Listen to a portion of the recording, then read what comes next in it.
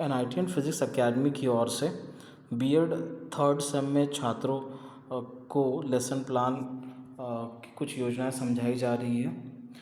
तो ध्यान से देखिए, पाठ्य योजना पहली है, ठीक है।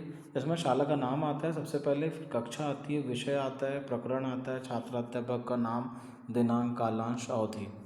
ओके, सबसे पहले आता है सामान्य उद्देश्य, मतलब जनरल ऑब्जेक्टिव्स आता है। छात्रों में विज्ञान विषय के प्रति रुचि जागृत करना, छात्रों में सोचने समझने की क्षमता का विकास करना, छात्रों की तार्किक शक्ति का विकास करना, छात्रों की विज्ञान विषय के द्वारा कल्पना शक्ति बढ़ाना, छात्रों को विज्ञान के अनुप्रयोगों से अवगत कराना। तो ये कुछ सामान्य उद्देश्य हमारे होते हैं। तो फिजिक्स का चल रहा है, ये पहला है जो कि गति के नियम का लेसन प्लान हमने बनाया है।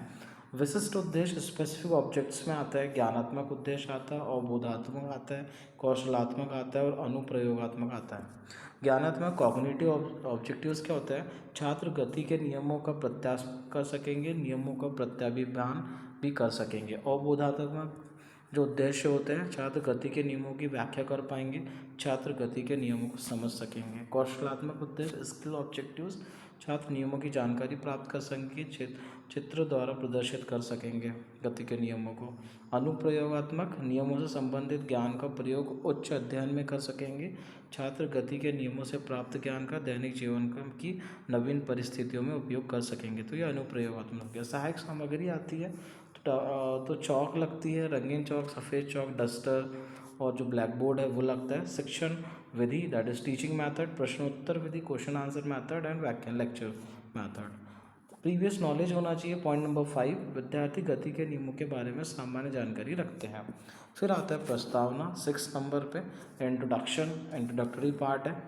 छात्राध्यापक के कुछ प्रश्न होंगे, संभावित उत्तर आएंगे। प्रस्तावना में ये चलता है बच्चों, विद्यार्थियों कुछ खेलों के नाम बताओ। तो उन्होंने बताया क्रिकेट, फुटबॉल, ईटीसी। क्रिकेट में मुख्यतः किस चीज़ से खेला जाता है? तो बल्ले और गेंद से। फिर प्रश्न आता है, गेंद जमीन में रखी हुई है तो वह किस अवस्था में है? तो आप बोलेंगे विरामावस्था में। विरामावस्था में रखी गेंद को बल्ले से मारा जाए तो गेंद किस अवस्था में होगी? गति की अवस्था में। गति के नियमों के बारे में आप क्या जानते हो? तो ये समस्यात्मक एक प्रश्न हो गया। 7 नंबर में आता है उद्देश्य कथन, अनाउंसमेंट ऑफ द टॉपिक। तो हम बोल देंगे कि आज हम गति के नियमों के बारे में विस्तार से अध्ययन करेंगे। प्रेजेंटेशन आता है, प्रस्तुतिकरण। इसमें ये शिक्षण बिंदु आते हैं, कुछ टीचिंग पॉइंट जिनको हम कहते हैं। ये छात्र अध्यापक कार्य है, छात्र क्रिया रहेगा, श्याम पट्टे कार्य रहेगा। कुछ प्रश्न पूछे जाएंगे, विराम अवस्था या गति अवस्था से रिलेटेड। एक चलती हुई कार किस अवस्था में होती है? तो बोलेंगे छात्र गति की अवस्था में होती है। न्यूटन ने गति के कितने नियम दिए थे? तो कहेंगे 3। ठीक है। गति के प्रथम नियम के बारे में आप क्या जानते हैं? तो शायद उनको नहीं पता होगा।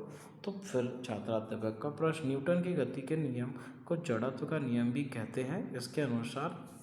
इसके अनुसार यदि कोई वस्तु स्थिर अवस्था में है तो वह तब तक स्थिर अवस्था में रहेगी जब तक उस पर कोई एक्सटर्नल फोर्स न लगाया जाए, और वस्तु गतिशील अवस्था में है अर्थात एक समान वेग से सीधी रेखा में चल रही है तो वैसे ही चलती रहेगी जब तक कि उस पर कोई बाह्य बल ना लगाया जाए। छात्र क्रिया ध्यानपूर्वक सुनेंगे और लिखेंगे। ब्लैक बोर्ड वर्क इधर resistance to change, inertia of rest जो भी होता है, inertia of motion, inertia of direction, ये सब हो जाएगा इसमें ब्लैक बोर्ड वर्क में। फिर टीचिंग पॉइंट सेकेंड है न्यूटन का प्रथम नियम। तो न्यूटन के प्रथम नियम को आप समझेंगे, उसके बाद उसका उदाहरण देंगे, फिर आगे बढ़ते हैं। फिर टीचिंग पॉइंट थर्ड है हमारे पास, न्यूटन का सेकंड लॉ बता देंगे। वाहनों का अचानक ब्रेक लगने पर यात्रियों को आगे की ओर झुकना किस का उदाहरण है? तो डेफिनेटली इसी का उदाहरण जड़त्व का उदाहरण है। तो फिर आप देखेंगे कि क्या मतलब गति के द्वितीय नियम का क्या मतलब होता था? F is directly proportional to D P by D T, that is F is directly proportional to M में आ जाएगा। फिर हमारा स्टेटमेंट आ जाएगा जो पढ़ा रहा है उसका, that is F is directly proportional to M A, if K is equal to 1 then F equal to M A हो जाएगा। मतलब बल इक्वल टू द्रव्यमान इंटू त्वरण, है ना, मास इंटू एक्सेलरेशन। उसका फोर्थ पॉइंट न्यूटन का थर्ड लॉ। न्यूटन के थर्ड लॉ को कुछ आप इस टाइप से एक्सप्लेन कर देंगे जैसा यहाँ पे बनाया गया है, ठीक है। और उसके बाद आप ब्लैक बोर्ड वर्क भी करते जाएंगे और लास्ट में आप डायग्राम बना देंगे कुछ इस टाइप से। फिर 9 नंबर पे आता है पुनरावृत्तीय मूल्यांकन प्रश्न। तो कुछ क्वेश्चन होते हैं जो आपको पूछना है। नाव की गति करना गति के नियम का किसका? तो वो बोल देंगे किस किसका है? संवेग में परिवर्तन की दर आरोपित बल के ब्लैंक के समानुपाती होती है। न्यूटन की गति के द्वितीय नियम को जड़त्व का नियम कहते हैं। सत्य क्या सत्य है। इसी टाइप से आप थर्ड लॉ से रिलेटेड क्वेश्चन पूछ लेंगे, न्यूटन की गति का प्रथम नियम समझाओ बोलेंगे, और लास्ट में आपको ग्रह कार्य देना पड़ता है, होमवर्क। तो ये 10 बिंदु के अंदर आपका लेसन प्लान बन के कम्प्लीट होता है। अगर लेक्चर समझ में आया और पसंद आया तो सब्सक्राइब कीजिए। धन्यवाद।